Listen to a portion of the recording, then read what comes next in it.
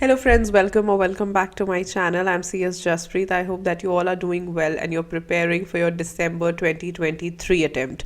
So from my end, I have uploaded the quick revision video of board meeting, general meeting, directors, KMP, and yesterday only I have uploaded 20 must-do questions of company law.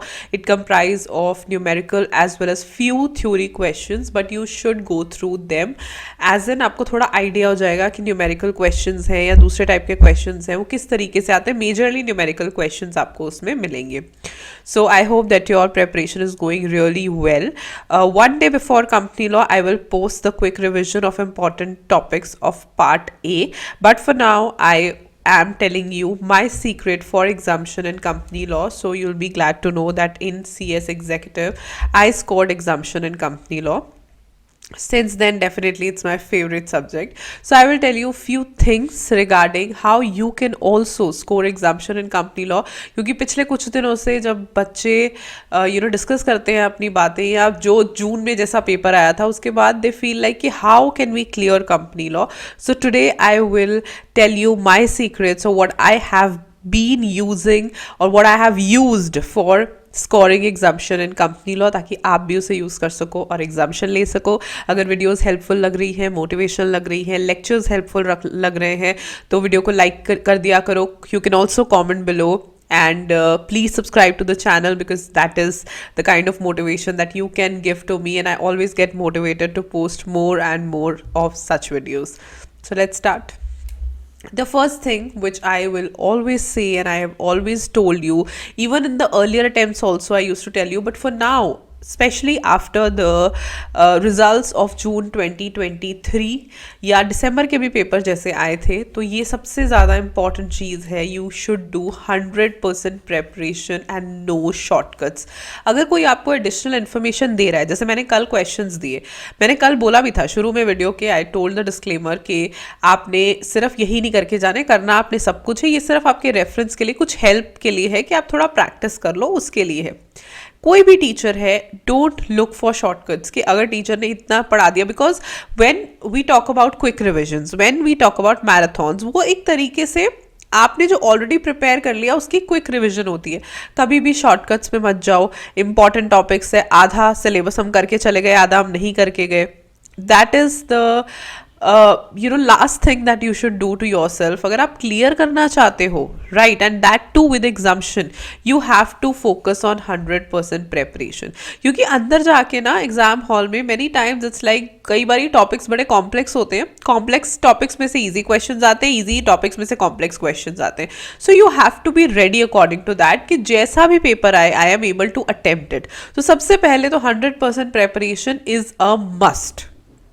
वैसे तो पिछले 2 attempts के बाद 40 marks लेने के लिए या पास होने के लिए भी 100% एग्जाम्शन, 100% प्रेपरेशन चाहिए, बट एग्जाम्शन के लिए तो इट इज़ अ मस्ट कि आपने कोई शॉर्टकट नहीं लेना. आपने ये नहीं सोचना मैं बस इतने से टॉपिक्स कर जाऊँ, and that is it. Don't do all these things, right. The next thing is focus on detailed concepts. बच्चों को लगता है कि अब बस यही दिसंबर और जून के पेपर में जो आए हैं यही एकदम से कॉम्प्लेक्स पेपर डाल दिए. पहले तो पेपर बहुत इजी आते थे. आप पास्ट ईयर क्वेश्चंस देखो कंपनी लॉ के स्पेसिफिकली, कभी भी ऐसा अटेम्प्ट नहीं आया कि एकदम से ऐसे डायरेक्ट क्वेश्चंस आ गए. कंपनी लॉ का पेपर हमेशा से ही ट्रिकी आता है, and not like tricky, it is just a concept based paper. आप ये नहीं कह सकते हम ऊपर ऊपर से पढ़ के चले गए हैं एंड दैट्स इट. जैसे जून का पेपर बिल्कुल भी डिफिकल्ट नहीं था. जितनी बातें पूछी गई वो कंसेप्चुअल थी. जैसे पार्ट बी में क्वेश्चन आया था कि डायरेक्टर्स को मिनट्स भेजने हैं, ड्राफ्ट मिनट्स जो भेजने हैं, किसी ने 7 डेज बाद भेजे तो क्या करना है, कोई डायरेक्टर नहीं आया तो क्या करना है. ये चीजें एकदम क्लियरली स्टडी मटेरियल में गिवन है कि किस तरीके से पूरा पैटर्न चलता है. तो कॉन्सेप्ट्स जब तक आपके क्लियर नहीं होंगे, you will not be able to get exemption in company law, because वो आगे से आगे कंसेप्चुअल क्वेश्चंस पूछेंगे. इसका एक एग्जांपल मैं आपको देती हूँ. When I used to give exams, या जब मैंने एग्जाम दिए सीएस एग्जीक्यूटिव के, तब आता होता वैलिड इनवैलिड विद रीजन. एक स्टेटमेंट आती थी, उसमें बताना होता था कि ये वैलिड है या इनवैलिड है, और फिर रीजनिंग देनी होती थी. So the question was that the minutes of the meeting are to be signed at the last page, valid or invalid. So I wrote invalid because they are not just to be signed on the last page, but they have to be initialed on every page and then signed on the last page. तो आपके concepts इतने strong होने चाहिए कि कुछ भी पूछा जा रहा है you are able to answer it. Otherwise questions बिल्कुल भी ऐसे नहीं थे कि वो out of the way आ गए, कहाँ से आ गए, out of the syllabus आ गए, बिल्कुल नहीं. हर चीज एक एक कॉन्सेप्ट दे रखा है. देखो जब आप मिनट्स का कॉन्सेप्ट पढ़ते हो, the first thing when I taught, एक चीज होती है कि 30 डेज से हम स्टार्ट करते हैं, फिर 30 डेज की बाइफर्केशन शुरू होती है कि पहले 15 दिनों में मिनट्स बनने हैं, फिर 7 डेज में जाने हैं, देन 7 डेज में जब वापस आ जाएंगे फिर फाइनलाइज होंगे. टोटल हम 30 डेज लेते हैं, फिर 30 डेज के बाद नेक्स्ट 15 डेज में से सर्कुलेट करना है. उसके बीच में ये जो ड्राफ्ट मिनट्स का कॉन्सेप्ट था, उसके बीच में एक डायरेक्टर के पास गए नहीं गए, कौन कंसिडर करेगा, as it is given everything in the study material में जितने टॉपिक है, जितने कॉन्सेप्ट हैं, वो आपको आने ही चाहिए. अगर आप ये सोचते हो कि बस ये ऊपर ऊपर से हमने पढ़ लिया और उसमें से क्वेश्चंस आ जाएं, then you will not be able to clear. Specially company law, हर एक कॉन्सेप्ट आपको पता होना चाहिए और हर एक सेक्शन में कोई ना कोई एक आधा ऐसा कॉन्सेप्ट जरूर होगा. लाइक आई ऑलवेज से, हर एक सेक्शन में एक आधी ऐसी ट्रिकी बात होती है जो अगर आप समझ गए, दैट इज इट. उसके बाद क्वेश्चन जैसा मर्जी आए, you can answer. So focus on concepts. जब आप अभी भी पढ़ रहे हो, रिविजन कर रहे हो, देखो कि कॉन्सेप्ट्स क्या कहते हैं. The third point is going through the question format. सिर्फ एक बार स्टडी मटेरियल से कर लिया, बुक्स से पढ़ लिया, सारा कुछ प्रिपेयर कर लिया विल नॉट हेल्प जब तक आप ये नहीं देखोगे कि क्वेश्चंस कैसे पूछे जाएंगे. You can use past year questions here, you can go through reference books here, you can go through scanners here. Right, यहाँ पे आपके पास बहुत सारी वैरायटी है, जैसे मर्जी आप you can check it, but question format जानना जरूरी है. बहुत सारे बच्चे स्पेशली जो फर्स्ट टाइम पेपर देते हैं, वो पेपर से डरते भी बहुत हैं, and then they are like अरे क्या पूछ लिया पेपर में, हमें नहीं समझ आया. Because if you are only preparing, preparation is not enough. सब पढ़ के चले जाओ, वो ये थोड़ी पूछेंगे कितने दिनों का बोर्ड मीटिंग का नोटिस देना है, राइट, या जनरल मीटिंग. और अगर पूछेंगे भी तो एकदम ट्रिकी वे से पूछेंगे. So you should know how the questions are going to be asked, right. अगर आपको ये नहीं पता, then you will feel anxious and panicked in the exam hall, क्योंकि आपको टेक्निकली पता ही नहीं है कि क्वेश्चंस कैसे पूछे जाएंगे. भले आप पूरी बुक को 2 बार पढ़ लो, लेकिन जब तक आप क्वेश्चन फॉर्मेट नहीं समझते, उसको सॉल्व करना आपको नहीं आता, you will not be able to attempt company law in the best possible manner. तो ये देखना बहुत जरूरी, बिकॉज उसमें से डायरेक्ट क्वेश्चंस नहीं आते. जीआईजीएल में से तो फिर भी कभी कभी कहीं कहीं से डायरेक्ट क्वेश्चन आते हैं. कंपनी लॉ में एक भी डायरेक्ट क्वेश्चन नहीं आएगा. You have to understand this. इसीलिए क्वेश्चन फॉर्मेट को समझना, जैसे कल जैसे मैंने आपको 20 क्वेश्चंस दिए, उसको सिर्फ इस तरीके से नहीं करना कि हम सिर्फ न्यूमेरिकल सॉल्व करके देखें. आपको ये भी पता चलेगा क्वेश्चन कैसे पूछा जा सकता है, राइट. क्वेश्चन में कितनी कॉम्प्लेक्सिटी जो पेपर सेटर है वो डाल सकता है, वो भी आप देखो, राइट. तो क्वेश्चन फॉर्मेट देखना बहुत जरूरी है ताकि आप में वो कॉन्फिडेंस आ जाए, right. What it increases is your confidence कि कैसा भी पेपर आएगा, I will be able to answer it. तो अभी भी अगर आपने नहीं देखे हैं तो एटलीस्ट पास्ट ईयर क्वेश्चंस एक बार देख लो. The next point is very very like relevant from my point of view, और मैं हमेशा ये चीज़ कहती हूँ, so you should always follow this and understand this, that content is king. See, अगर गलत आंसर लिखोगे तो काट के 0 ही मिलेगा. Always remember this. बहुत सारे बच्चे जब जून का रिजल्ट आया, they were like अरे हमें तो बहुत कम मार्क्स मिले हैं. Recently I posted a video how to score like full marks in a question. तो मैंने बताया था ऐसे रीड करो, ऐसे प्रेजेंट करो. तो somebody commented कि जितना मर्जी अच्छा लिख लो, 2-3 नंबर ही देने. It is not possible. अगर आप पूरा जो पूछा गया है वो लिख ही नहीं रहे हो, आपको मार्क्स नहीं मिलेंगे. Now take it from the other side. इतने बच्चे फेल हो गए, इतना कम रिजल्ट आया, बट पास होने वाले बच्चे भी तो थे. There was someone who got AIR 1, 2, 3, right. So there were that students also. तो ये बोलना कि नहीं जी हमें तो जानबूझ के नंबर नहीं मिले, that is wrong, right. First is content. आपने पढ़ो कि क्या पूछा गया है, और अगर आप सही से आंसर करोगे आपको मार्क्स मिलेंगे. लेकिन what enhances your content is presentation. So according to me, and this is like my quote, that content is king and presentation is queen. अगर आप सब कुछ लिख भी देते हो लेकिन आपने लिखा ही ऐसा है कि एग्जामिनर को नहीं मिल रहा, बिफोर ब्लेमिंग द एग्जामिनर्स आप ये भी देखो कि आप वहां पे क्या प्रेजेंट करके आते हो. आपने एक पेपर लिखना है, उन्होंने कितने पेपर चेक करने हैं.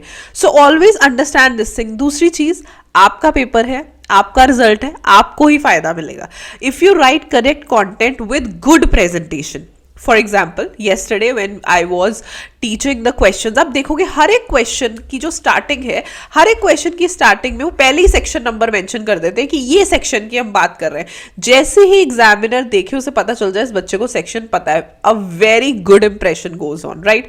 First thing. लास्ट, कंक्लूजन जरूर लिखो. भले ही आपने अंदर सब कुछ करेक्ट लिख दिया लेकिन आपने एंड में कंक्लूड नहीं किया, देयर आर चांसेस कि आपका क्वेश्चन या जो आपका आंसर है वो पूरी तरीके से वेल प्रेजेंटेड नहीं है. अगर आपको फुल मार्क्स लेने हैं, if your content is correct then focus on your presentation. अगर आपका प्रेजेंटेशन अच्छा है आपको मार्क्स मिलेंगे. Don't listen to the student, specially अगर आप नहीं भी क्लियर कर पाए. The point is to see your mistakes, कहाँ पे हमसे गलती होगी. अगर वही चीजें करनी है, इन्होंने तो नंबर नहीं देना, ये वो, then it will be again difficult for you to pass the exams, right. So for now I know that आप सबने बहुत अच्छी प्रेपरेशन की है और अगर आप एग्जाम्शन लेना चाहते हो तो आई एम श्योर कि आपकी प्रेपरेशन A1 है. तो पेपर में प्रेजेंटेशन का भी ध्यान देना. प्रेजेंटेशन आप कहाँ से देख सकते हो, जैसे कि कल वाले कई क्वेश्चंस में आपको पता चल जाएगा. अदरवाइज गाइडलाइन आंसर्स में आप देख सकते हो कि किस तरीके से प्रेजेंट किया गया है. स्मॉलर पैराग्राफ्स हैं, सेक्शन नंबर मेंशन किया जाता है, कंक्लूजन दी जाती है, वो सारी चीज़ें आपको मिल जाएंगी, right. So that will be really really useful for you. And the last and very very important thing is your presence of mind in the exam hall. ज़रूरी नहीं है कि जो टीचर ने बोला है वही आए. ज़रूरी नहीं है कि जैसे क्वेश्चंस हम पास्ट ईयर में देख के गए थे वैसे ही क्वेश्चंस आए. So at that point of time what plays the most important role is in those 3 hours is your presence of mind. आप अपना दिमाग कितना यूज करते हो, right. It is not about क्या पढ़ लिया, क्या हम तैयारी करके आए थे, वॉट एवर इट इज़. लेकिन उन 3 घंटों में आपने अपना दिमाग कैसे यूज़ करना है, that is the most important thing there. कभी कभी क्वेश्चन सिर्फ थोड़ा सा ट्रिकी होता है, सीधी बात उसमें पूछी होती है, लेकिन जस्ट बिकॉज वो क्वेश्चन हमने कभी पहले देखा नहीं, वो पहले किसी अटेम्प्ट में आया नहीं, बच्चे अटेम्प्ट ही नहीं करके आते. So at that point of time you have to be ready कि क्वेश्चन कैसा भी आ सकता है. It could be something कि हमने कभी देखा ही ना हो, वैसा क्वेश्चन कभी आया ही ना हो. पेपर सेटर नया है, उसने अपने अपने तरीके से पेपर डाल दिया, अपने तरीके से क्वेश्चन डाल दिया. अब in those 3 hours you are going to prove कि आप अपने दिमाग से कितना काम लेते हो, कितना काम रहते हो, CALM वाला कितना काम रहते हो और कितना अपने प्रेजेंस ऑफ माइंड को वहां पे यूज करते हो, right. Because many times we listen कि टीचर ने तब पढ़ाया था हमें याद आ गया, टीचर ने तब पढ़ाया था हमें याद आ गया. बट ऐसा भी हो सकता है कि कोई ऐसा टॉपिक आ जाए जो हमने कभी पढ़ा नहीं, जो हमने कभी सुना नहीं, या रादर हमने पढ़ा सुना होता है लेकिन उस पॉइंट ऑफ टाइम पे ये चीज़ ढूंढना कि ये पूछ क्या रहे हैं, that also requires a lot of presence of mind. तो अपना पेपर जब देना है वो एब्सेंट माइंडेडली नहीं देने जाना कि बस हम ये पढ़ के चले गए, ये आ गया तो ठीक है. प्रेजेंस ऑफ माइंड यूज़ करना है, अपना दिमाग यूज़ करना है कि मैंने किस क्वेश्चन का क्या आंसर लिखना है, कैसे लिखना चाहिए मुझे आंसर,